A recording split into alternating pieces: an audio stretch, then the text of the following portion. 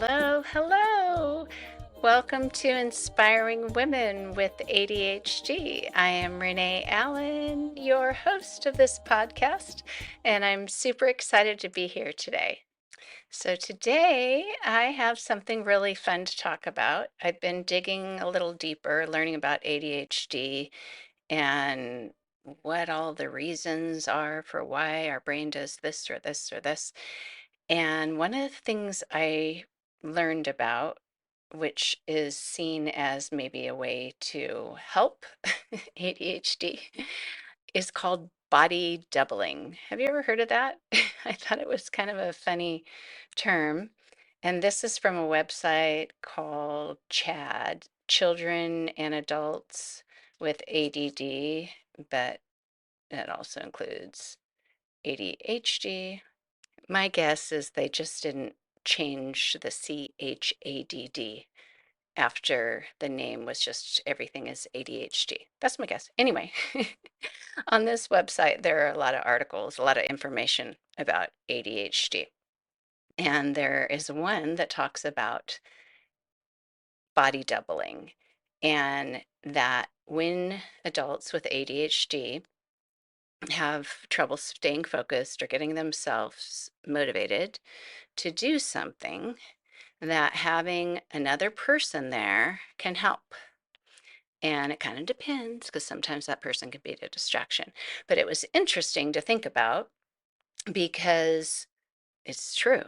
And I bet if you look in your life, you've seen that you do this at times too, or that you're more productive at times when you have somebody else working along with you.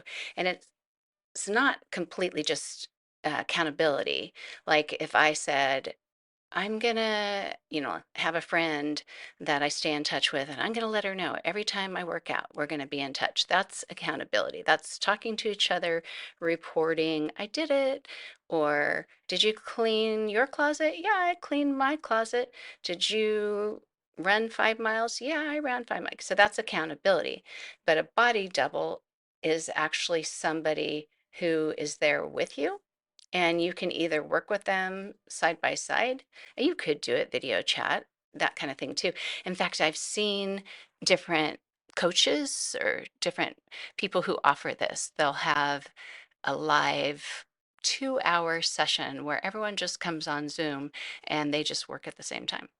And maybe they talk it a little bit at the beginning, like, whoever's in charge of it. Okay, everyone, good you're here. Let's all work on this project that we have. And in an hour, I'll check in, see how you're doing, see if you have a question or something, and then we'll work some more. And it's that idea of knowing that somebody else is there, whether they're actually in the room with you or not, might cause you to stay focused with it. I even did this when I was first starting teaching yoga and wanted to progress with my yoga business. I would meet another yoga teacher at a coffee shop or something, and sometimes there were two or three of us, and we'd just bring our laptops, order a tea, a coffee, whatever, and just sit and work, and we got a lot done. In college, I knew a lot of people who did that. Let's all walk up to the library and do our homework. And I thought, why would you want to do that? We could just do it in our beds. Like I like doing homework on my bed. But they said they had a hard time focusing at home. I kind of liked the comfort of my bed, but I did do it for social reasons eventually, and it was nice. It wasn't as comfortable, but it was nice because you went up there, you all did your homework for 2 or 3 hours, whatever it was. When the library closed, you all walked home together. You weren't walking home alone, which was good. So that kind of accountability and working simultaneously. I even had a work group that I used to do with some friends, and part of this was they were actually helping us. We were helping each other. They were helping us. They either helped me or I helped them. But what it was is we took turns going to each other's house once every 2 weeks. I think we did it. And, you know, each time we choose to work on whatever that person wanted us to do because they had a hard time doing it by themselves. We were there to help them get it done. That was more, we can all do something together that wasn't independently done. Does that make sense? We weren't each doing our own thing, we were all doing it. But it was so much easier to focus on getting it done because there was a defined starting time, a defined ending time. We were all there, and it just helped us do it. Whereas if I tried to do what I did there at home by myself, I may not have gotten it done. Probably not. I probably wouldn't have been able to. But it helps us focus when we have other people partnering with us. And sometimes that can even happen if you're talking to somebody on the phone. I don't know if you talk to people on the phone as much as people used to with landlines and all that. But if you talk to somebody on the phone and you are able to multitask in that way, some people can, some people can't. I totally can. If I'm on the phone talking to a friend, if it doesn't take the kind of brain power, that's creative or anything like that, it's just enjoying each other's company, I can get a ton done. But if it is something that's, I'm having to solve a problem, I'm trying to use a part of my brain that is taking away from me being able to do something else, then maybe that's a problem. But think in your own life, are there any things that you've done more consistently or done better because you had a body double? Which I don't know. I don't know if I want to keep saying body double. That's what they're calling it. It really does sound like, like I'm a famous actress and I have somebody who comes in and does the stunts. It's not that. So it is kind of a strange term. But I will just say accountability partner, but it's not even that. It's just having a partner to do it with, whether you're working together on the same thing or working independently or just being together so that you feel like they know that you're planning to do this and maybe you'll get a better chance of getting it done. But I really do think it helps to take that decision making away from us because that's what gets in the way for me a lot of times to accomplish something that I want to get done. Sure, there's times that it's overwhelming, like, oh, I don't really understand what to do, or there's too many steps, or I don't know if I have the right tools or materials or whatever. All of those things that we have in our minds that get in the way of getting something done. But sometimes, and I don't know if you realize or if you've heard this or read this or learned this yet, but decision making is part of executive dysfunction that comes with ADHD. And it may not be a big deal for you. I know everyone has these symptoms or these ways that ADHD impacts them in different ways or to different degrees. But for me, the decision making it goes side by side with other ideas that come in your head or other things you think you need to get done. So even if it is something that you know how to do, prioritizing is one of the components of making decisions. It's not only deciding what to do, but in what order or even at all. If you take something to the lowest part of the list of priorities, then maybe you don't even do it. Maybe you decide it's not even necessary. But prioritizing when you have a lot of ideas, when you have a lot of things in your mind, on your mind that need to get done, sometimes you max out and you do none of them. And, it's that paralysis that happens. It's, well, since I can't decide which to do, or I can't get myself to do any of them because I keep thinking of a different plan, then you don't do any of these. I've done that a lot with workouts lately. I have a ton of exercise DVDs, and I know DVDs are kind of old school stuff. Don't I don't think I have any more VHS. I might have saved a few, but I have a lot of workouts and I love to do them.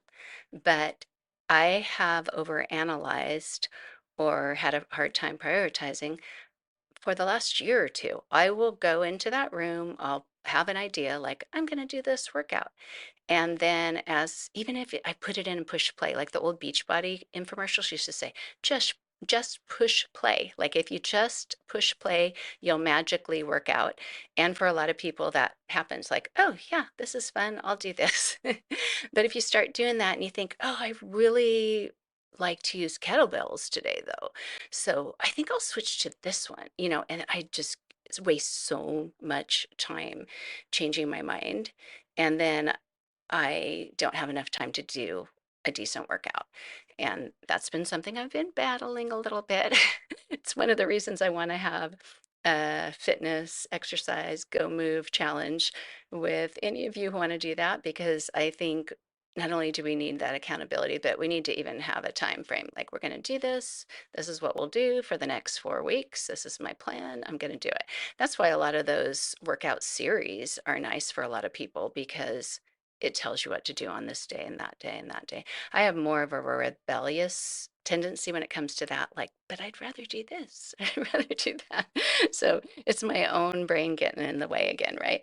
But back to the decision making, if you have somebody who you're planning to do a specific workout with, let's go meet at this kickboxing class, and you go there together, the decision's already made. You've already committed to doing that with that person. Or if you say, come on over and let's, whatever, let's sit and let's work on our computers on some project. You have yours, I have mine.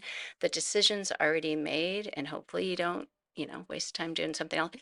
I have found that I don't waste time like online shopping or something. I'm able to focus better in those times that I've met somebody at a coffee shop, or a friend's come over and we've just sat and worked on our computers. We kind of talk about goals that we have, get a little feedback from each other. It's like we're coaching each other or something. We're little coach buddies. And that is super helpful. So think of anything that you have wanted to do lately and haven't been able to get yourself to do, and consider another person in your life that you might be able to do that with, and not just in the I'm going to tell you I'm going to do it and then I'm going to report back accountability, which can be helpful. But honestly, in the past few years, that hasn't helped me like it used to, because of the short-term memory problem, the working memory problem, I guess is what they call it. But I, I actually like profess to somebody like, yeah, this is what I'm gonna do for the next month, because I have a few people that we still talk about workouts and things like that, and I forget. I forget that I even told them I was going to do that, and I used to not be like that. But if you feel like, oh, I could actually have just somebody to report to, and that would be helpful, then high five to you. And that's good. That's what you should do. That's what you should do, because we all need different approaches. But if you're finding that even accountability and online check in on Facebook or whatever just isn't doing it for you anymore, then maybe find somebody who does this side by side support. That's what I like. I like that term better. I just made it up. Side by side support instead of body double. And what's funny is, now that I have learned, that experts are saying this can be helpful in getting you to do something that you might not have done on your own, or you probably wouldn't have done on your own. It's interesting to look at, because I remember my yoga teacher that I used to take classes from the most commented once, because I wasn't very consistent coming to his classes. And he would say, "You always seem to come with a friend. It's always like, oh, it's like it was a social thing." And it kind of was, like, "Hey, do you want to go to this class together? Yeah, let's meet there." Nothing wrong with that, of course, right? We love to be social, we love to have friends. But I thought, it's true. It's easier for me to come up with a reason not to go if I don't have somebody to meet me there, if I don't have somebody to plan it out with and commit to. I've made a commitment and I'm going to do it. We honor commitments with others a lot better than we honor them with ourselves. And maybe you can see that in your life too. You could probably look at different times of your life, like if you went running or something like that.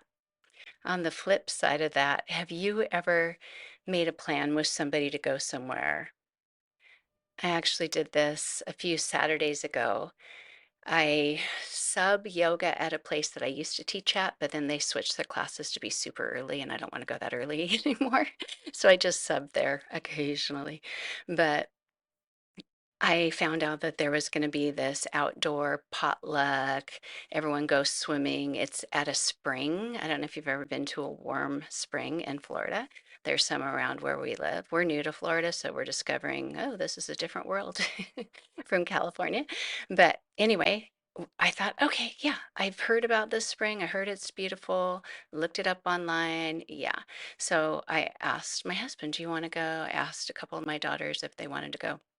It only worked for my husband to go. And I thought, okay, planned out what time we'd go. I was supposed to bring something. I made homemade bread because that's kind of a no-brainer, even though that's something that takes a lot of time. I've done it so many times, it doesn't take brain power. So I thought I can just start this today, go through the process, make some bread. It's easy to bring for me. It's not stressful like other dishes are. Cooking is kind of stressful for me. But anyway, so we had planned to go, and the last hour or two before, I just kept thinking, oh, I kind of wish I hadn't planned to go because, I mean, obviously I could have said, I don't really want to go anymore. But I knew that it would be good for me to go. I knew I'd enjoy going. I knew I needed to get out of the house and go. But it really did take that commitment because if I hadn't asked him to go, if he'd been out of town and I just said, yeah, I'll come, I so easily could have not gone because I didn't want to make myself go. I didn't want to stop what I was doing.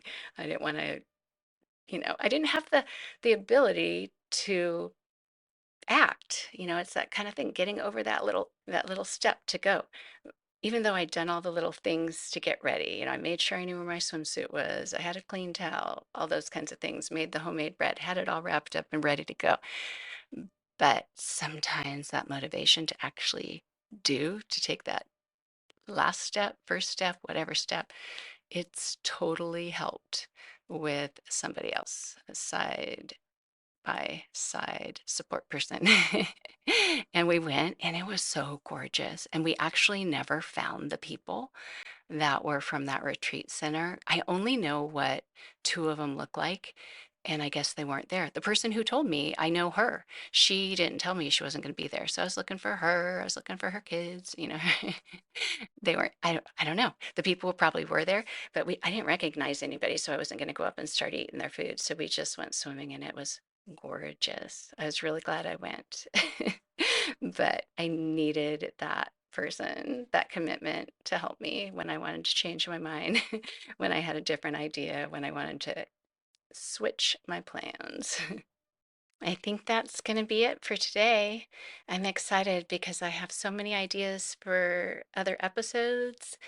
And when they come, I think, yay, I'm going to talk about this, I'm going to talk about that. And I've just been learning more about memory and why short-term memory is a problem. It's actually working memory that's a problem with ADHD, but short-term memory is part of it. Attention, the ability to pay attention is a part of it. It's so intertwined. It's kind of fascinating. And yet we see it play out day after day after day after day. Do you see it play out as much as I do? I don't think I realized that it did. I mean, years ago, someone gave us a hot chocolate swirling hot chocolate maker where you put the hot chocolate, the powder mix in there and the milk or the water, whatever you wanted, almond milk. And then you push the button and it heats it up. It swirly motion or something like that. And I'd walk back in the kitchen an hour or two later and I'd go, oh, yeah, I made that. I should make it hot again. And then I'd do it again. I'd do this all day long and I'd forget. By the time I go back in there, it was cold. I didn't know I had ADHD, but I wondered why I didn't remember that.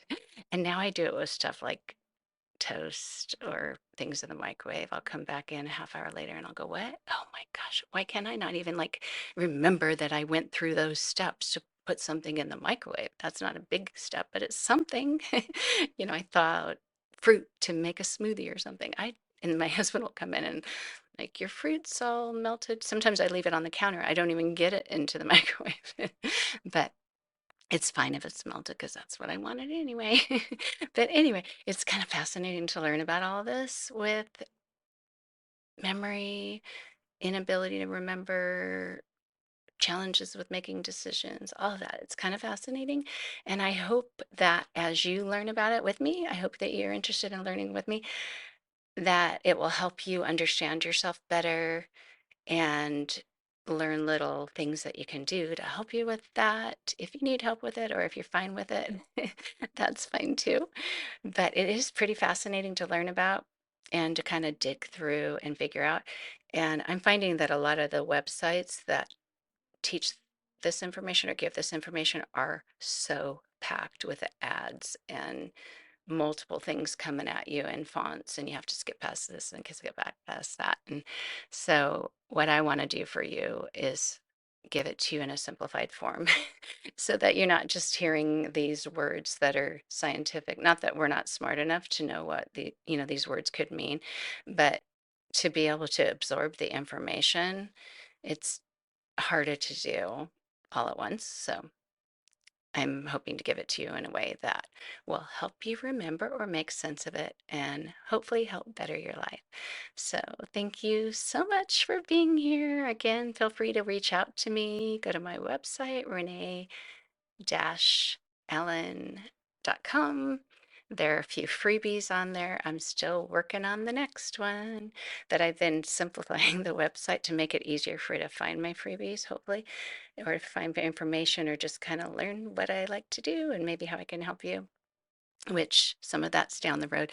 The yoga classes are the only things I have that are already set up and going. If you ever wanted to join a yoga class, I've got some that are free, and you're always welcome to join me for the live ones that I do weekly. But that's, that's something else. That's not for everyone. I realize that, but so that's totally fine.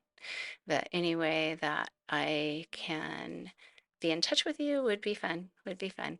And I hope you have a fabulous day. Thank you so much. Bye. Open windows, broken shadows. Frozen dreams are left for tomorrow. Without a cause. No time for a pause.